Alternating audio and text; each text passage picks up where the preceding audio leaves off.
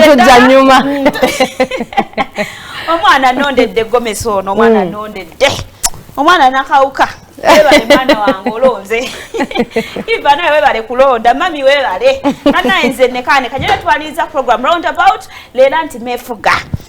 Aga Buganda bannange kikansubire mwakitegedde dda obo badde ku telefayina ekintu okimanyi buli wamu mu nsi yonna n'emirirwano ekyo tukimayire no mefuga ga Buganda ate tashi wanji soko obuze ku bantu munanga abalunze bali program roundabout engeri Cheptegei ate amefuga ga Buganda ne roundabout n'omuntu yenna ng'oliawo funa amefuga nti ofune ku kyokunywa kye bayita Mukama nayamba ojeguze naffe olunaku olwaleero kubanga Mukama nayamba atusaamu ku nsimbi ate kyakunywa kya butonde momorito nti woba ofunye ku Mukama nayamba omukyala tojja kulampinga n'owulira pain simanyi ze nseke zeggala simanyi noonya mulondo gwambula guli Mukama nayamba ate wanusu 10 buli dduuka mubeera Mukama nayamba supermarket ez'omulembe guno Mukama nayamba ddala tabula mutubaaniriza ku program roundabout mwole kwanga ate mwekumira ku BBS telefina of course lubeera lugambo. Okay mpoza ate ne banafa ba Kangaroo Electronics bakugamba nti mnengo yetaaga TV yetaaga fridge yetaaga sound systems yetaaga amasimu ag'omulembe agaliko yetaaga ebikozesebwa mu mafumbiro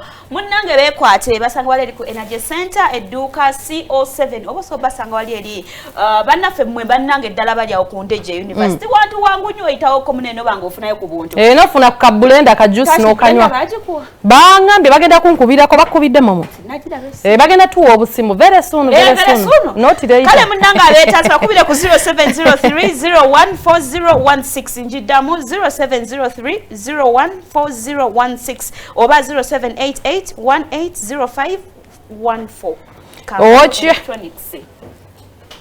tashituwa mawuliri banange nabawe ndowooza kiki mbadde mayengeri gyotali ku Kangaroo engeri bagenda tuwa obusimu ebintu bitambule ddala abantu abali ka live tubatumirako mujja kubeera nga ddala mutulawe oyagala essimu ekintu kyonna nga kyamasanyaze genda Kangaroo naye ng'olunaku olwaleero tulina mwana mulenzi akoze waludi record adduse simanyi 10,000 mita wali ozidduseeko banange Cheptegei kyatatukoze banange essaawa zino atamanyi kigenda mu maaso omwana mulenzi kyekiriko mu nsi yonna a black in the world record of course nti ekintu kyakoze Uganda esobodde okubanga agituusa ku ntikka atambuza olulimi Oluganda oluna Uganda naye ng'atambuza Luganda lwonna eno kyakoze kitambuza nsi yaffe era tumwebaza nnyo mwana mulenzi nti munange n'olukiga we twogerera bali mu kusaakinga Uganda balina nnimi ki naye ng'ate era munnange nga omanyi nti Oluganda lwo lutambulira ddala mwagala temwagala lwo lwatuuseyo dda mwana mulenzi a breaking the record era munnange thumbs up to him it's not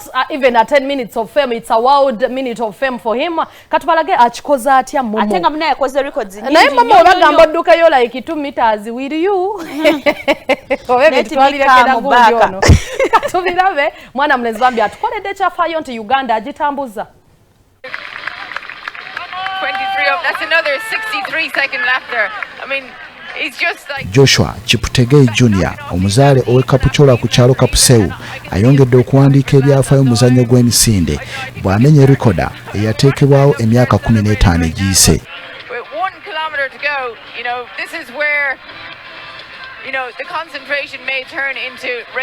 Emisinde gino gibadde mu kibuga Valencia eky'eggwanga erya Spain. Joshua Cheptegei yalekedde bakyeruppe n'abadde bamuvuganya nga bonna bamunyenyeza mutwe ng'embuzi etenda enkuba. But around the world, he is standing as a symbol of all that is great. He's pouring his heart and soul into this record attempt. Joshua Cheptegei Jr. awenyuse nga buweewo bw'atyo mita omutwalo n'aziddukira eddakiika 26 ne seconds 11 olwo n'amenya rekodi yateekebwawo Kenenisa Bekele mu mwaka ogw'2005 ey'eddakiika 26 ne seconds 17 ne microseconds 53 n'agifuula lufumo. To attention. It's a standing ovation from everyone here. He has roared with the heart of an African lion. He's delivered. It's a world record for Joshua Cheptegei, the Commonwealth champion. The world champion is the fastest man in history, over 6.25 miles. Okuviira ddala mu 2014 Joshua Cheptegei Jr. abadde akola ebyafaayo. Mu 2014 mu mpaka z'abateeza World Junior Championships mu Eugene mu United States of America yawangula meters mutwalo mu dakika 28 ne seconds 32. mu 2015 mu mpaka ez'abateezi olukalo lwa African Junior Championships mu kibuga Addis Ababa eky'eggwanga erya Ethiopia yawangula meters mutwalo mu dakiika 29 ne seconds 58. Mu mwaka ogwa 2017 yali wakubiri mu World Championships mu ggwanga erya Bungereza mu kibuga London mu meters mutwalo wano yaddukirawo dakiika 26 ne seconds 49. mu 2018 mu Commonwealth Games ezaali mu ggwanga erya Australia mu Gold Coast yawangula meters 5000 mu dakiika 13 ne seconds 50.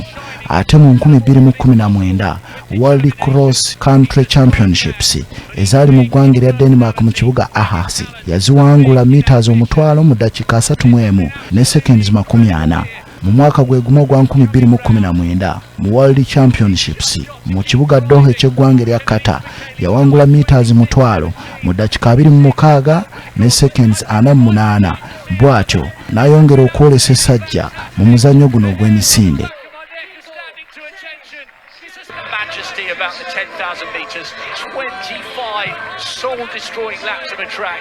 I think this would beat the other two. I think this would be the key run of the year, and I'd actually rank this alongside winning the 10,000 last year in Doha. Joshua Cheptegei Junior alina ne record endala gye yamenya mu February w'omwaka guno bwe yawangula kilomita 5 mu dakiika 12 ne seconds 51.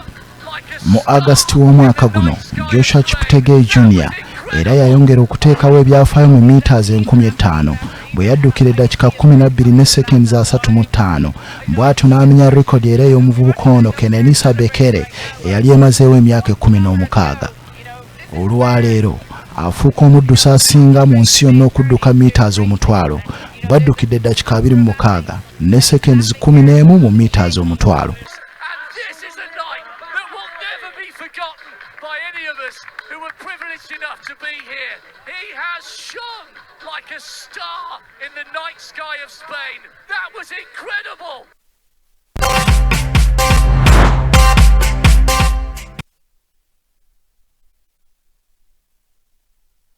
So there are two types of masks, medical masks and non-medical masks.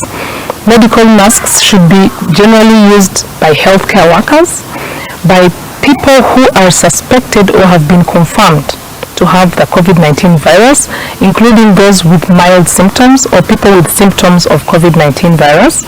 They should also be used